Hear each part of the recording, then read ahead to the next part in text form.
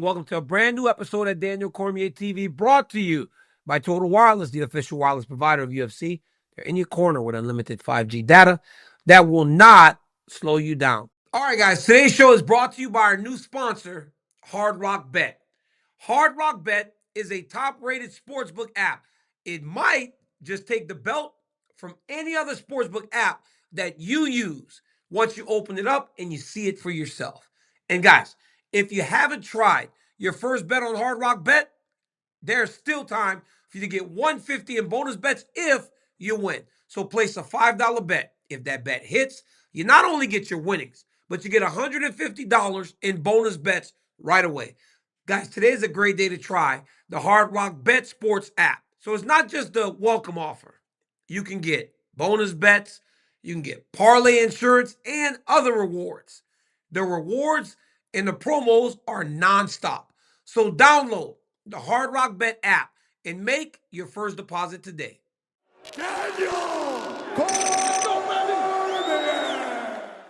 Valentina Shevchenko, thank you for checking in with me. Guys, one of the greatest female fighters of all time. Honestly, one of the greatest fighters of all time, regardless of gender, sits down with us today. We were just talking about your training camp and how you spend a lot of time everywhere. But why do you feel it necessary to be in Texas, New Jersey, Thailand? I mean, where else did you train at for this fight camp? And how long was the camp? I don't feel that is necessary. It's just like the way I am. Yeah, why do you like it so much then? Because for me, travel and martial arts, it's all tied so much together that it's never separate. And travel was always like big part of my lifestyle, same as martial arts. All my travel because of martial arts. All my martial arts is because of travel. It's like it's all one, and I feel it's a great opportunity. When you travel, it's kind of like opening your mind. It's you are able to meet new people with the same passion as you are. You're able to meet new cultures. You are able to get the best of every culture and see how diverse our world. And then when you are back, appreciate what you have and what you don't have. And like it's kind of like good things to in terms like if you want to be wiser person. Yeah, where's home at? Is Vegas? Las Vegas, yes. Yeah, Vegas. So where do you spend the majority of the camp? How long are you in these places, you and coach? It all depends. It all depends. It's never fixed. It's never certain. This time we started in Thailand. They're like amazing Tiger Muay Thai camp, and it's like camp gym what I represent always was like my home back in Thailand. In Morocco we had I was part of the terminal list. I was doing some fight scenes like you were on the show or the movie. Scene. Show. The show Terminal List. Yeah, exactly. Nice. The second season, True Believer. Nice. And I'm playing a spy over there. I'm going to watch it. You playing a spy. A spy. It's absolutely perfect. For years I've told you. For years I have told you you're like a spy. And you played the spy. I cannot go watch it. What episode is it? What episode? It's 207, episode 2. Okay, yeah. Terminal List, episode 207. Go watch the champ. I'm definitely going to watch it right now. Okay, so you're in Morocco for that. Yes, for that, and definitely as it was quite like farther from from now, and that's why I could have more travels, but definitely we go any place and we check in on the gyms. So we were lucky to because we spent like different cities in Casablanca, Tangier, in Marrakesh and Asni. So like in everywhere we were able to train, to find a gym with mixed martial arts guys, and I were able to train there. Then we got back home to Las Vegas, definitely Andrade Muay Thai gym where I always train over there. Good training partners, UFC fighter Jocelyn Edwards, Piera Rodriguez. They were like my training partners, same with Jason Andrade. Then El Paso, Texas, then martial arts, what my third training camp I spent over there. It's like good feeling as a like a family, good spirit. And in general, El Paso, it feels like very like old style when you go in any restaurants and you feel like in someone's family. House, yes, like in somebody's house. It's so good, so amazing. Plus, my training partners was some from El Paso, another one from Mexico, Ciudad Juarez, and every time, like every day, crossing the border, come train with me, then come back home. Yeah. And it's like it's very it means a lot to me. Yeah. And then final part here, New Jersey. One of my corners, Richie Van Houten, he has a gym, Culture Gym here in New Jersey. So same amazing training partners, and I was very lucky to have all of them in my training camp. That's an amazing training camp. A lot of time, and honestly, going into those new places, it's like an awakening, right? Like, because in camp, it can get a little bit repetitive, right? You wake up, you train. You wake up, you train. You wake up, you train. But by going to all these new places, I bet it's like refreshing to wake up in a different place with a different type of energy every single time. How quickly after your last title defense against Manon Fior did you believe or know that it was going to be a super fight between you and Zhang Weili? Pretty fast. When I first received a notice about that fight, it's kind of like I even felt that I'm still in shape. It was that fast. Fight. Yes, it was pretty fast.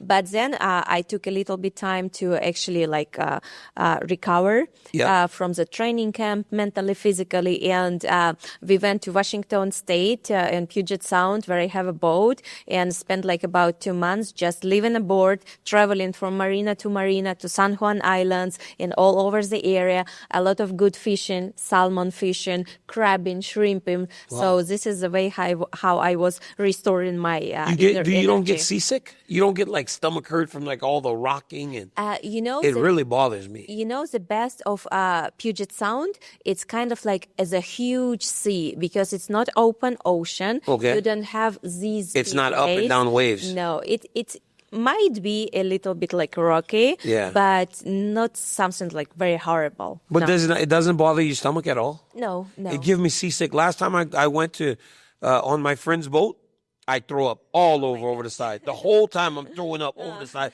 It was crazy. It just really messed me up. Zhang Weili is a champion like yourself. I really believe that for the last 5 years, Female Fighter of the Year you are Zhang Weili. It's just whoever fought last could have been considered the Fighter of the Year.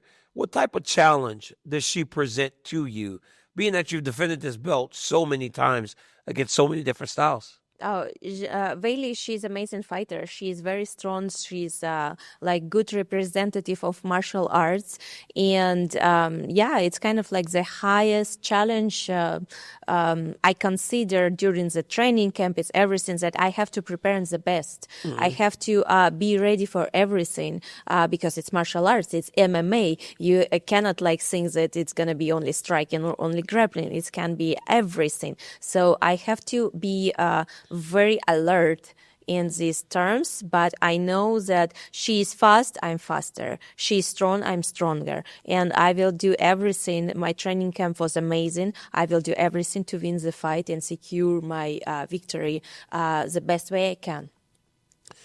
You're an amazing striker, but lately you wrestle more, right? Like you wrestle, you control. Is that a conscious decision to make that a bigger part of your game plan? Because you're so physically strong that once you get the takedown and your knowledge of the grappling, it really does give these women problems as they try to get back to their feet. Did you decide this at some point going, you know what, I've knocked people out my whole life, kickboxing and everything, Muay Thai, but this wrestling, I have this now. Was there a point where you realized that it could be a bit of a driving force to your fight plan? I feel that it's majority times it's all about my opponents. Mm-hmm. It's kind of like being MMA fighter. You just cannot be a striker. You cannot be a wrestler. You have to be everything. And it's all depends what tactics you're going to use. It depends of the moment in the fight. Sometimes you have to change it quickly. Yeah. Sometimes you have to react fast enough. And I feel that it's happened because in front of me there was particular challenge that I had to use exactly that tactic. When you think of Weili as an opponent, where does she rank in terms of the people you fought? I mean, you fought everybody You fought Amanda. You fought Holly. You fought all the way down to the Montefiores and the younger fighters of the generation. Where do you think she ranks in terms of opponents? I know most people will say, well, she's number one because she's next. But when you fought the greatest fighters ever, like, where do you think Weili stacks up to these fighters?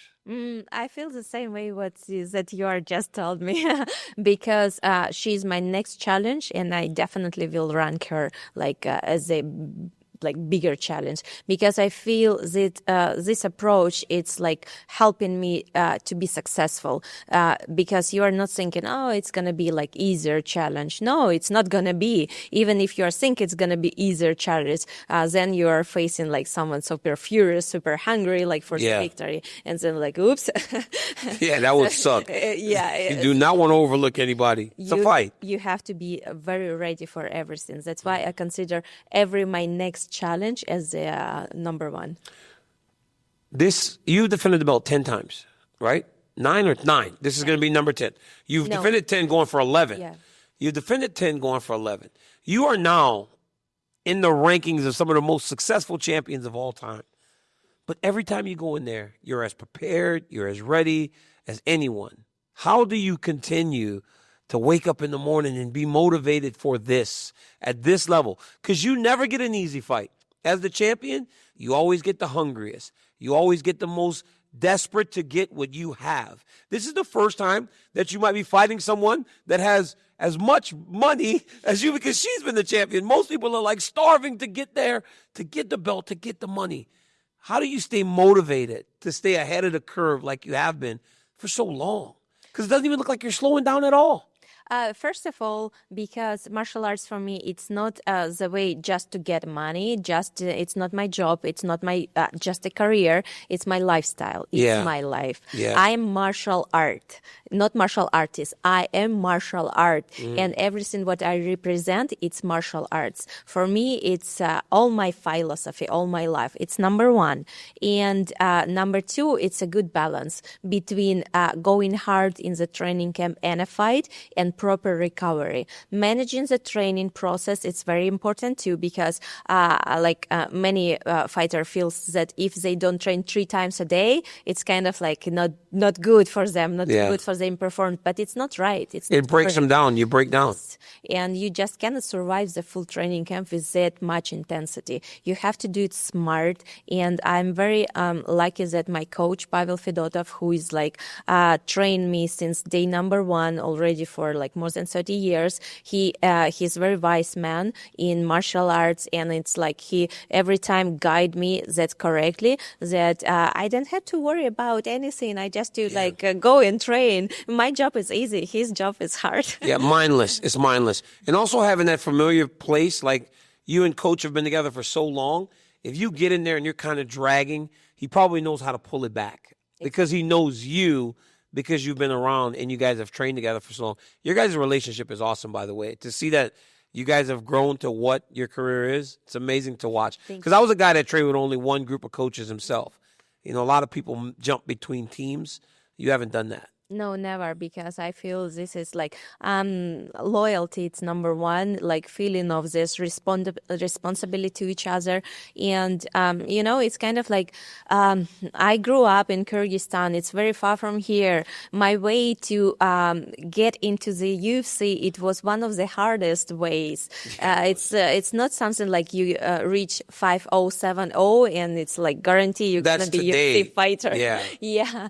I had to like travel all the world, become 17-time world champion in Muay Thai, MMA, kickboxing, and only after that, like living 8 years in South America, in Thailand, in Europe, in Russia, all over this place, like fighting everyone's the best, and only after that, I had my chance to compete in UFC. Yeah, I think that's why though, because you appreciate it.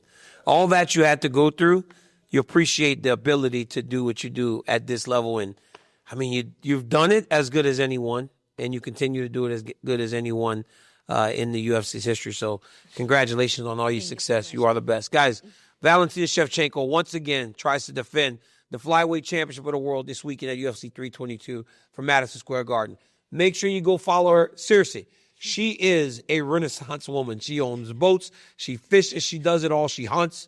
I mean, actress now, obviously, on top of being a tremendous mixed martial artist.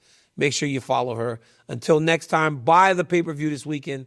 Like, subscribe, and tell your friends. I'm checking in with people like the Bullet. Until next time, peace.